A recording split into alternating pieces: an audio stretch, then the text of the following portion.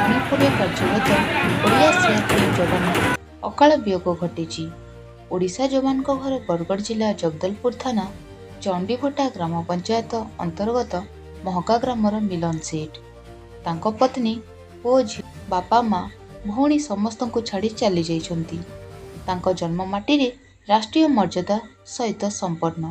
ତାଙ୍କ ଶେଷ ଦର୍ଶନରେ ସିଆର୍ପିଏଫ୍ ଯବାନ, commando, Jharkhand BDO, Jagdalpur police, ପୂର୍ବତନ ବ୍ଲକ ଚେୟାରମ୍ୟାନ, ସରପଞ୍ଚ ସମିତି ସଭ୍ୟ ସମେତ ହଜାର ହଜାର ଲୋକ ସାମିଲ ହୋଇଥିଲେ।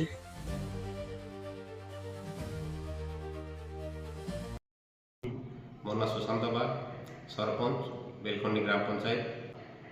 ଗଣପର୍ବ ତଥା ଭାଇଚାରାର ପର୍ବ ନୂଆଖାଇ ଅବସରରେ ବେଲଖଣ୍ଡି ପଞ୍ଚାୟତବାସୀ ତଥା କେସିଙ୍ଗା ପଞ୍ଚାୟତବାସୀଙ୍କୁ ହାର୍ଦ୍ଦିକ ଅଭିନନ୍ଦନ ଏବଂ ଶୁଭେଚ୍ଛା ଜଣାଉଛି। ମା ମାଣିକେଶ୍ୱରଙ୍କ ଆଶୀର୍ବାଦରୁ ସମସ୍ତେ ଖୁସିରେ ରହବାର ଭକ୍ଷଣ କରନ୍ତୁ। ଏତିକି ମୁଁ ମା ମାଣିକେଶ୍ୱରୀଙ୍କ ପାଖରେ ପ୍ରାର୍ଥନା କରୁଛି।